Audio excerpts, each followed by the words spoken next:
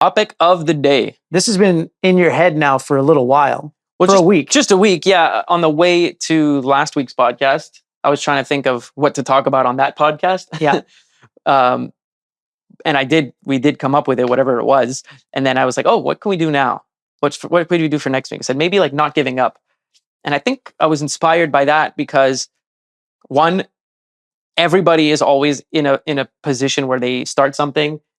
And at the moment something gets hard, you instantly want to quit. And most people do quit.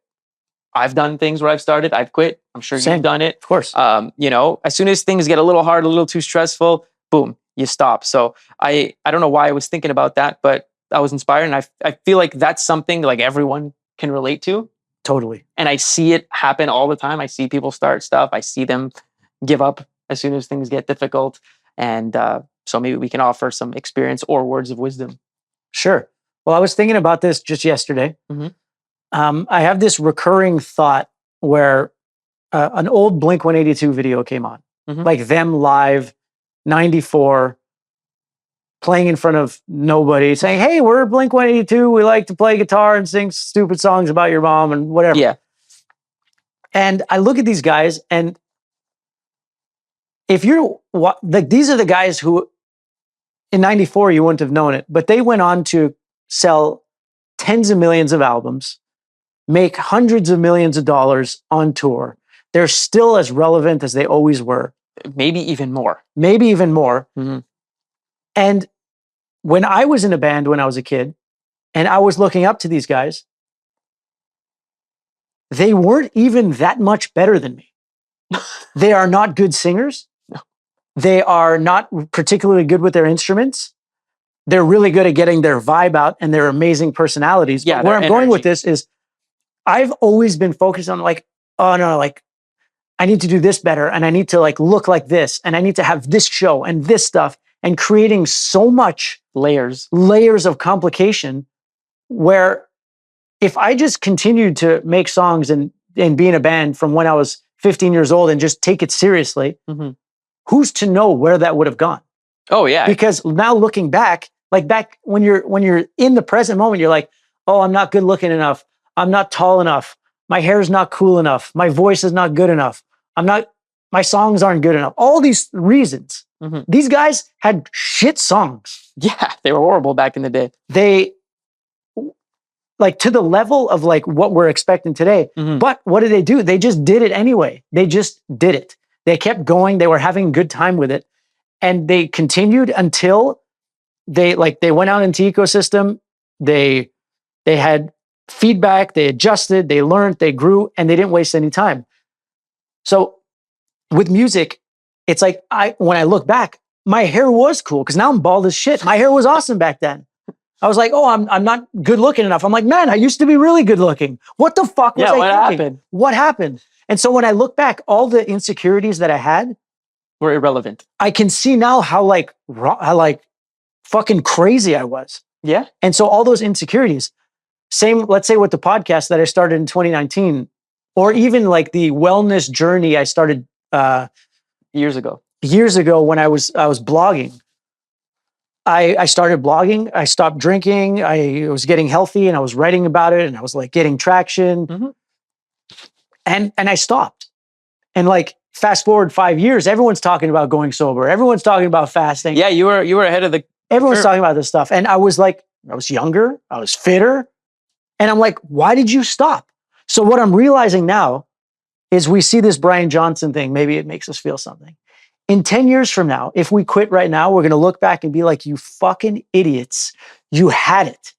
But you got into your stupid heads just like you've done at every other time in your life. Yep. And so now what I'm doing is I'm having faith that, you know what? If I don't do this in the future, I'm going to look back just like I did every other time. So third time's a charm. I'm not falling for that. And again, it's the same for me. Like even like with this app, it is grueling. It is expensive.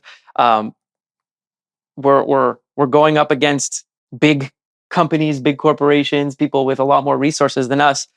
But what every one of those things are lacking are the charisma that we have and the passion that we have for what we're building. Because we're literally building something that is just in a way that we live our lives already. Exactly. So it's hard for someone else to go do exactly what we're doing, because this is the way we live. Like it's our heart and souls are into this thing, and we're bringing in great people to be a part of it as well, and join on the platform. And it's a great community, right? And it's only going to get better from here. Yeah. So It's not going to get worse. And every day that we're using it and we're building it and we're working on it, it's growing and it's building steam, and it's like, look, every time. And what business started without any kind of competition? And I'm not even saying that the Brian Johnson app is competition. No, it's just in the realm of things. But no matter what, and I see this everywhere with projects we've had in the past, and with what I see other people doing, I see a lot of people starting things all the time, and I see them giving up right away. But it's also to say like never give up is also not the right thing to say, because sometimes you actually do have to assess, like, what are you doing?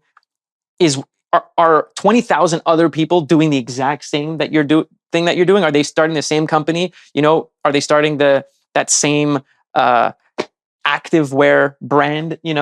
Because like during COVID, everyone had an activewear brand. Not that they're bad. I got a lot of them, and all my friends who had them, I bought stuff off because they were all very cozy things. But it was just products from China with a logo on it. Yeah, there was no value there, and there was no money behind it or effort to really push it. Okay, and that's a very interesting point you make, because let's say 20 years ago, making music, that's a different story. But to make music now, let's say for me, at 33, 34, 35, 37, it's an oversaturated market. It wouldn't make logical sense for me to go into such a competitive landscape with people who are built differently than me, who have that kind of like attention drive that I don't have. Like, I'm not looking for people's attention. Like, I'm a creator. I like to create useful things. I think we both like to create more than we like to consume. We like other people to consume the things we create. Totally. And so this is actually, we're going interdimensional on this, kind of Gary V styles, but I never stay up at night thinking, what should I have done better? Well, no, I ask myself, but I say, I don't live in regret. I don't say, oh man, if I would have stayed in music, I would have killed it. Or if I kept doing that blog and then into the podcast, I would have been huge by now. 5 years in, I would have been mega. I don't think like that, because I have to tell myself a story that brings me peace and vibe in the moment. And it means that I wasn't meant to do those things. No. If I'm not there now, it means I wasn't meant to. It means I was still like in the game, learning something that would pay off later on. Yep. So it's never too late either. No. It's so doing this now, it encompasses the creativity of music, the health stuff that I was so interested, life, family, community. So it's like, oh, it only could make sense now.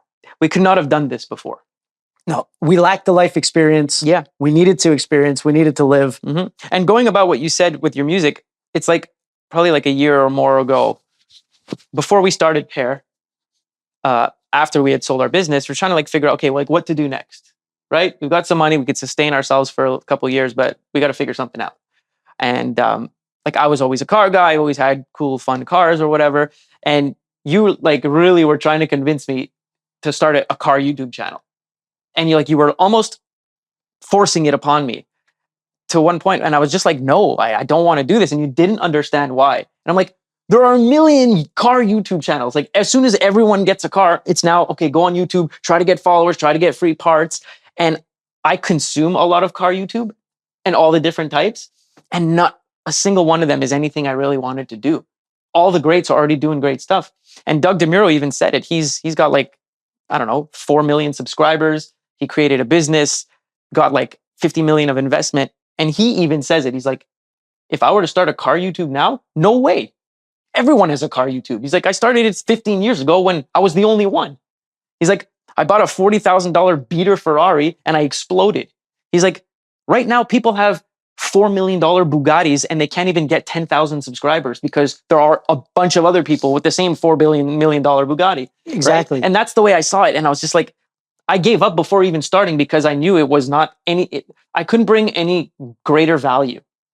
than no, I to what was understand. already being. But I was trying to also pump me up into doing pump you up because there was like nothing going on. No, exactly. But and I knew you were an amazing personality, so that's like your value over. Yeah, as one of my friends says, the space was limited though. You gotta, and what I'm doing more and more is just trusting that we are on the highest and most divine timeline, right?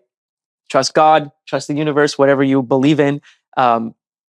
Trust that if you continue to do good, you continue to work on yourself, then that path is going to be presented to you, right? And everything will unfold as it should. I totally agree. And that's why I'm so pumped about this. It's because it's the person that I want to be. This allows me to be the person that I want to be, a healthier, more accountable person. Yeah. It allows other people to be able to do that as well, and do it with the people they care about most. Yeah. So I know that just like Doug DeMuro in 15 years ago when he started the YouTube channel, he would go to his family barbecues and they say, "Oh, here's the freak. He talks to the camera, and he makes car videos. Yeah, okay, great. Get a job, buddy." Yeah. But we're in that phase now because the mainstreamness of what we're doing is coming later. Yeah. So we're in the best place to be, because if no one else is here, that means it's where we got to be. Yeah.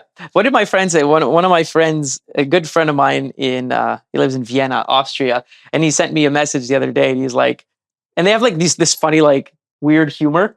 And he's like, "Hey, Mr. Influencer girl, talking on the internet about vibes and stuff, and like, but that's so far out of that guy's world. Like, it's something like, it's primarily more of an American thing, especially versus like old money Austria, like type of stuff where they go to like opera shows every week. Yeah, and they have like special cognacs for every hour. Yeah, so like where they dress up. So he hit me up. He's like, "Hey, Mr. Influencer person, are you too cool now? Like you're all on YouTube and stuff." But I think, yeah, with Pear, it could not have happened before. No. And now is the perfect time. Like, we're a little bit ahead of the curve. We've always been in this kind of domain that we're in right now. And it allows us to do the things we want to do, right? We love creating business, right? Like, we love doing business. We love community. We love building things and designing things. Love traveling. And we love talking to other people, putting out content on the internet. I've always loved putting out content, right? I've never done it I've never put out content to monetize the content or to do anything. I've always done it just because I love to do it, right? Like, it's weird. I don't like trying to ask people for money in exchange for things.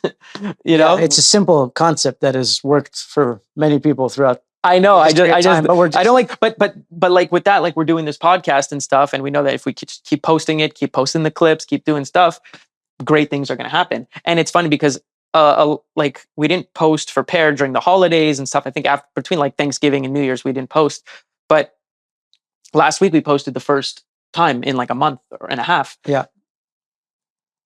And all the things I was feeling like that were stagnant, they all changed, because as soon as I started putting up those clips, I started getting messages. I started getting a renewed investor interest. Like, "Oh, hey, oh man, I love what you're doing. I want to invest." Like, so it fired up. It caused the momentum. So doing this podcast as a companion piece to the product itself, of course, is a great thing. And the more consistent you are with it, the more momentum you build. And the more momentum you build, the more things start to happen for you. Exactly. Right. And that's where we are right now. And, it is hard. And some days you wake up and you don't want to do a podcast like this morning, or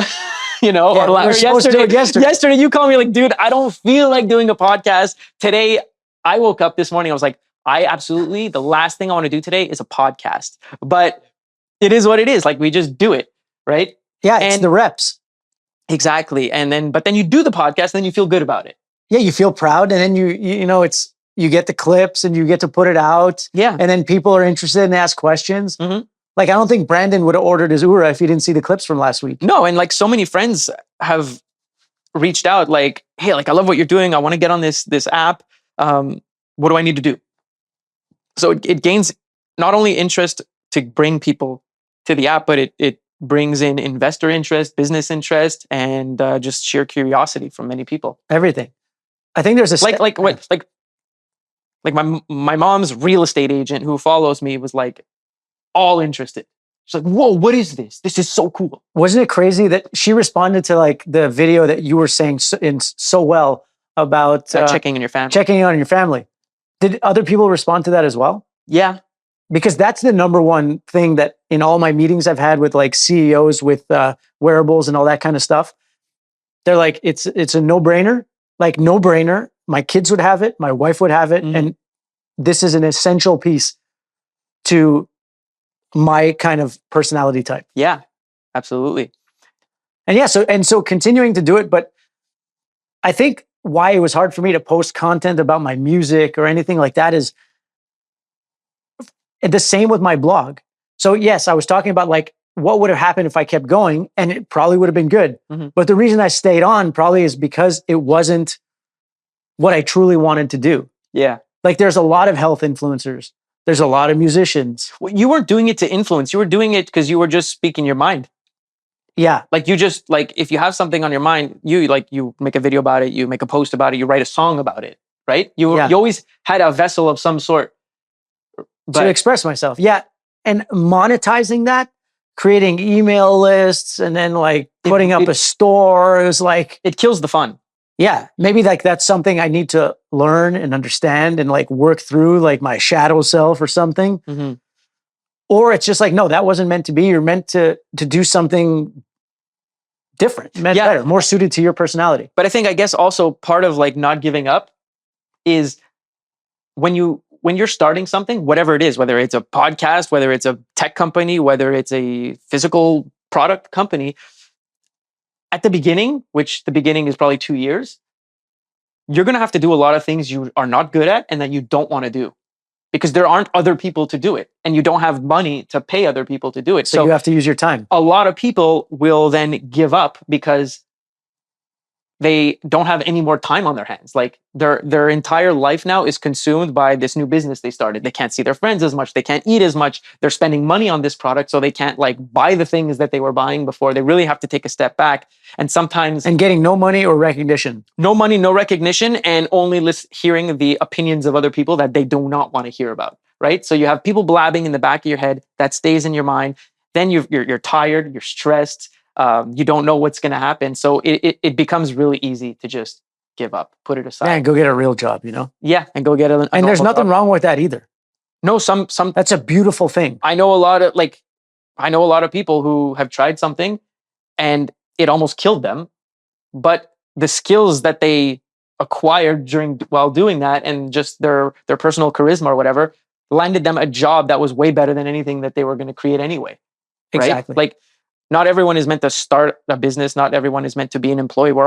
There's so many different types of humans, right? Yeah. So it's really just about finding who you are, what you're good at, what you like to do, what you're passionate about, and trying things. And I don't know. No, that's really it. And being able to adjust on the fly, because you always have to evolve. You always have to adjust. You have to learn skills.